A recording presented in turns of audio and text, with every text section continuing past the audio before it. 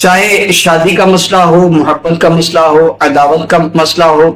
اسی طرح صحت کا مسئلہ ہو، بیماری کا مسئلہ ہو، مال و دولت کا مسئلہ ہو، نوکری کا مسئلہ ہو، کاروبار کا مسئلہ ہو، کسی بھی حوالے سے کوئی بھی مسئلہ ہے تو علم الاعداد کے ذریعے جو ہے وہ حل کیا جا سکتا ہے۔ بسم اللہ الرحمن الرحیم۔ السلام علیکم ورحمۃ اللہ وبرکاتہ۔ دوستوں، امید کرتا ہوں تمام دوست احباب خیریت سے ہوں گے۔ آج میں آپ کو علم الاعداد کورس کے اندر خوش آمدید کہتا ہوں۔ یہ مکمل کورس علم الاعداد کا انشاءاللہ الکریم آپ کے لیے بہت ہی زبردست رہے گا، اور انشاءاللہ الکریم اس کورس کے ذریعے آپ علم الاعداد پر انشاءاللہ مکمل جو ہے انشاءاللہ مہارت حاصل کر سکیں گے۔ اگر آپ ہماری ویڈیوز کو لائک کرتے ہیں، شیئر کرتے ہیں، تو انشاءاللہ الکریم آپ کو خصوصی ان اعمال کی انشاءاللہ اجازت بھی ہوگی۔ سب سے پہلے میں علم الاعداد کے متعلق آپ سے گفتگو کروں گا۔ دیکھیں، علم الاعداد ایک ایسا علم ہے کہ یہ ایک قدیمی علم ہے کہ جس کے ذریعے انسان کی پوشیدہ صلاحیتیں جو ہیں اس کو اجاگر کیا جاتا ہے، اور حالات زندگی کو اعتدال پر جو ہے وہ لایا جاتا ہے۔ چاہے شادی کا مسئلہ ہو، محبت کا مسئلہ ہو، عداوت کا مسئلہ ہو، یا صحت کا مسئلہ ہو، بیماری کا مسئلہ ہو، مال و دولت کا مسئلہ ہو، نوکری کا مسئلہ ہو، کاروبار کا مسئلہ ہو، کسی بھی حوالے سے کوئی بھی مسئلہ ہے تو علم الاعداد کے ذریعے جو ہے وہ حل کیا جا سکتا ہے۔ علم الاعداد ایسا علم ہے کہ اس کے ذریعے انسان کی زندگی کے تمام مسائل جو ہیں وہ حل کیے جا سکتے ہیں۔ قرآن کریم فرقان حمید کے اندر اللہ تبارک و تعالی ارشاد فرماتا ہے وَأَحْصَىٰ كُلَّ شَيْءٍ عَدَدًا، اور اس نے ہر چیز کی گنتی کا احاطہ کر رکھا ہے۔ یہ جو آیت مبارکہ ہے، اس آیت مبارکہ کے اندر اللہ تعالیٰ نے لفظ عددہ کا لفظ استعمال فرمایا، یعنی گنتی کا۔ تو کائنات کے اندر جتنے بھی علوم ہیں، چاہے وہ فزکس سے تعلق رکھتا ہے، کیمسٹری سے تعلق رکھتا ہے، ریاضی سے، یا علم توقید سے، دنیا کے جتنے بھی علوم ہیں تمام کا دار و مدار جو ہے وہ علم الاعداد کے ساتھ اٹیچ ہے۔ علم الاعداد کے بغیر کوئی بھی علوم جو ہیں وہ سمجھنے ادھورے ہیں۔ اب بات یہ یاد رکھیں کہ علوم دو قسم کے ہوتے ہیں۔ ایک علم ہوتا ہے جس کو علم یقینی کہتے ہیں، اور ایک علم ہوتا ہے جس کو علم ظنی کہتے ہیں۔ علم یقینی سے مراد قرآن کریم فرقان حمید ہے، کہ قرآن کریم کے اندر جو بھی آیات ہیں رب تعالیٰ کے فرامین ہیں وہ سارے کے سارے فرامین یقینی ہیں، اس پر کوئی شک نہیں ہے، کوئی گمان نہیں ہے، اس کے اوپر کوئی بھی کسی قسم کا جو ہے وہ شک و شبہ ہو ہی نہیں سکتا۔ یہ قرآن خود جو ہے اس بارے میں فرماتا ہے کہ الف لام میم ذالک الکتاب لا ریب فیہ، کہ اس کتاب کے اندر کوئی شک و شبہ نہیں ہے۔ یہ علم یقینی ہے۔ اسی طرح نبی مکرم نور مجسم شاہ بنی آدم صلی اللہ تعالی علیہ وسلم کی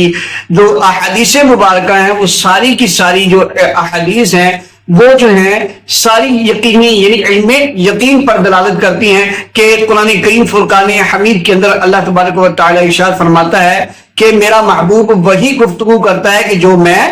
کہتا ہوں، وما ينطق عن الهوى ان هو الا وحی یوحى، یعنی جو نبی پاک صلی اللہ علیہ وسلم گفتگو فرماتے ہیں وہ سارا کا سارا رب تعالیٰ کا کلام ہی ہوتا ہے۔ تو دو باتیں یہاں ہوئی کہ علم یقینی کے اندر دو چیزیں ہیں، ایک فرامین رب تعالیٰ اور دوسرے فرامین مصطفیٰ صلی اللہ علیہ وسلم، یعنی نبی پاک صلی اللہ علیہ وسلم کی جو احادیث ہیں یا قرآن پاک کی آیات ہیں یا قرآن پاک کی صورتیں ہیں، یہ ساری کی ساری یہ اس سے جو حاصل ہونے والا علم ہے وہ سارا علم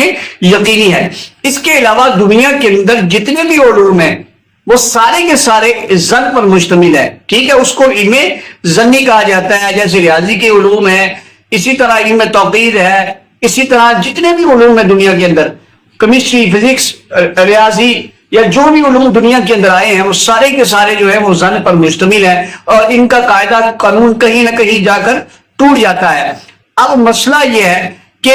یہ علم الاعداد جو ہے یہ شرعی طور پر اس کا استعمال جو ہے وہ مباح ہے، یعنی اس کو استعمال کرنے کی اجازت ہے، اس کو استعمال کرنا کوئی گناہ کا کام نہیں ہے۔ میں ایک روایت آپ کے سامنے ذکر کرتا ہوں، اور اس روایت کو جو ہے علامہ ابن جریر نے اور علامہ قرطبی نے اور ابن کثیر نے اور دیگر جلیل القدر مفسرین نے جو ہے اپنی تفاسیر کے اندر جو ہے ان کا ذکر کیا ہے۔ ایک روایت ہے، کہتے ہیں کہ جب نبی پاک صلی اللہ تعالی علیہ وسلم مدینہ پاک میں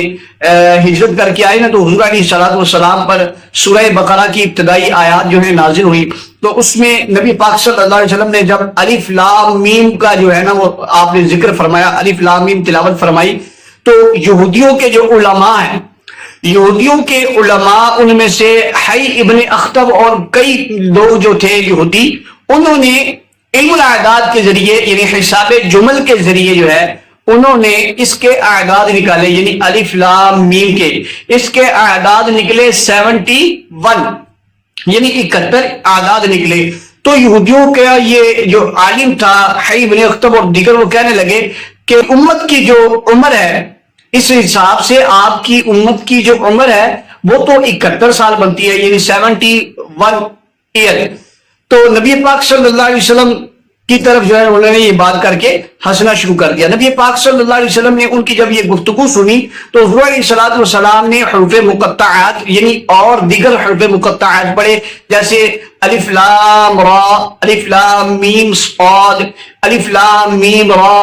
حا میم عین سین قاف کاف ہا یا عین صاد۔ جب یہ پڑھے نا تو وہ سارے یہودی پریشان ہو گئے اور شش در رہ گئے کہ یہ کیا معاملہ ہے، اور نبی پاک صلی اللہ علیہ وسلم کو کہنے لگے کہ آپ نے تو ہمارا سارا حساب ہی جو ہے وہ غلط ملت کر دیا۔ تو یہاں ایک علمی نقطہ یہ ہے کہ نبی پاک صلی اللہ علیہ وسلم نے یہودیوں کے اس عددی حساب کو غلط قرار نہیں دیا اور نہ ہی حرام قرار دیا ہے۔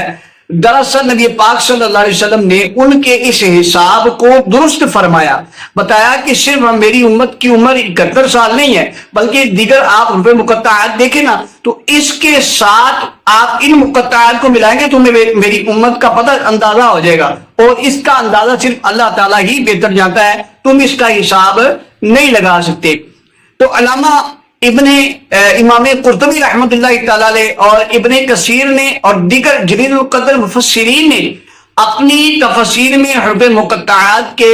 عددی اثرات کا جو خاص طور پر جو ہے وہ ذکر کیا ہے۔ تو معلوم ہوا کہ علم الاعداد ایک بڑا ہی اہم علم ہے، اگر کوئی بندہ اس کا علم حاصل کر لے تو یقیناً وہ بندہ جو ہے وہ بڑا کامیاب بندہ ہے اور اس کے ذریعے بڑے وہ کام لے سکتا ہے۔ اور دوسری بات میں نے یہ کی ہے کہ یہ جو علم ہے علم الاعداد، اس سے حاصل ہونے والا علم جو ہے وہ علم ظنی ہوتا ہے، علم یقینی نہیں ہوتا۔